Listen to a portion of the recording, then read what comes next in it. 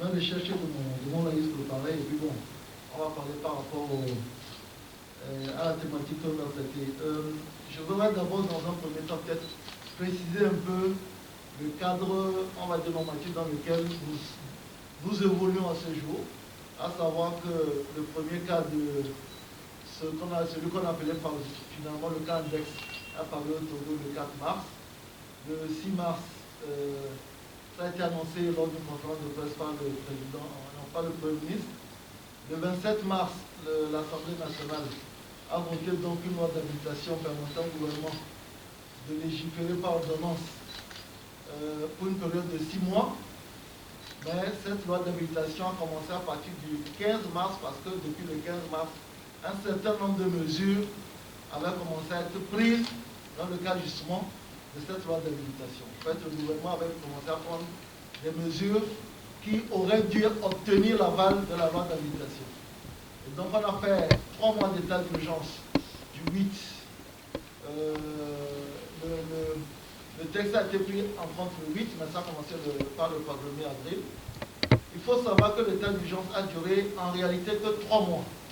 Les 2 prolongations n'ont concerné que les mesures d'état d'urgence. Et ensuite, donc, hier, 15 septembre, l'Assemblée nationale s'est réunie pour adopter 2 lois. Une première qui proroge de 6 mois l'habilitation pour le gouvernement prendre des ordonnances dans le domaine de la loi.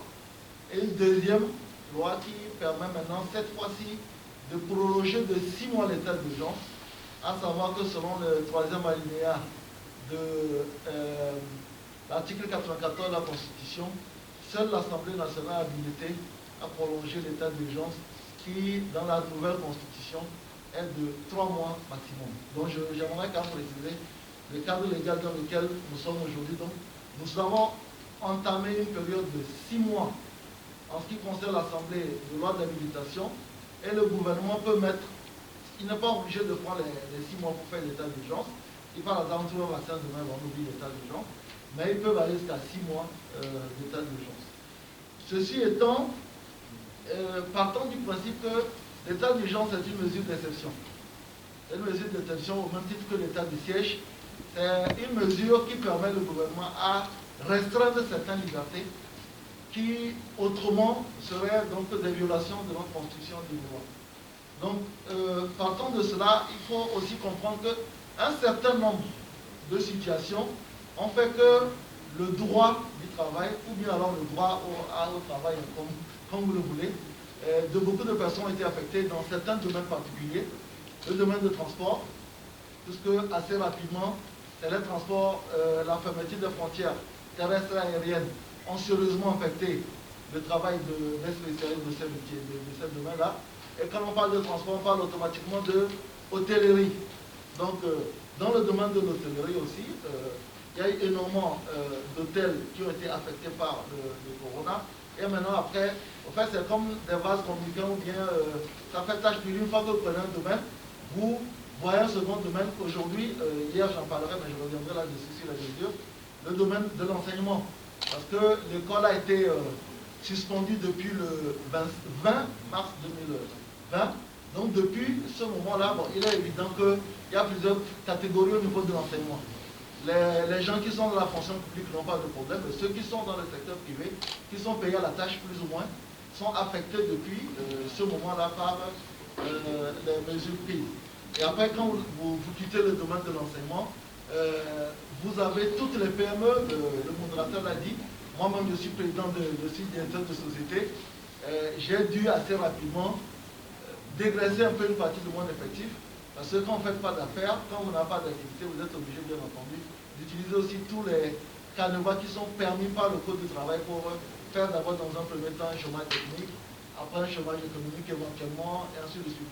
Donc, les PME, les PMI, et puis pour finir, bien entendu, c'est qui? C'est les personnes vulnérables. On parlait du novice, je ne sais pas si on aura le temps d'y arriver, mais à partir du moment où on a mis le couvre-feu, toutes les personnes, surtout toutes nos belles de nos moments qui vendent à partir de 18h, 19h, parce qu'au départ, le couvre-feu, il était très tôt. Après qu'on l'a repoussé légèrement, je pense au départ c'est 18h ou 19h, non? Un peu plus.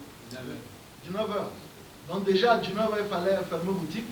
Sans compter que dans les marchés, c'était plus de 19h, mais à 16h déjà, dans la plupart des marchés. Donc tout le secteur informel a été impacté par les mesures prises dans le cadre de la riposte de la Covid-19. Donc c'est à peu près, quand je liste les différents secteurs dont les emplois ont été impactés, maintenant il est évident que si les PME perdent de l'emploi, ben, ils vont aller en créer de nouveaux emplois. Donc ça veut dire que toutes les personnes qui attendent, qui recherchent du travail, que ce soit dans le domaine privé ou public, j'aimerais aussi préciser qu'avec le Covid-19, on a suspendu et l'organisation de tous les concours d'État et la proclamation des résultats de tous les concours. Donc, voilà un corpus de domaines sur lequel les travailleurs togolais ont été sérieusement impactés. Beaucoup de grands hôtels et beaucoup de grandes compagnies ont dû réellement, je prends l'exemple de hôtel du 2 février qui, sur près de 300 personnes, ont ramené le personnel à peine une cinquantaine. Donc, voilà la situation. Je conclue sur les mesures éventuelles pour... voilà. Hier, nous avons eu une rencontre avec le Premier ministre. Donc, c'est peut-être l'avantage que je sois parlementaire, président du groupe parlementaire, qui nous a fait le listing de ce que le gouvernement a fait jusqu'à ce jour.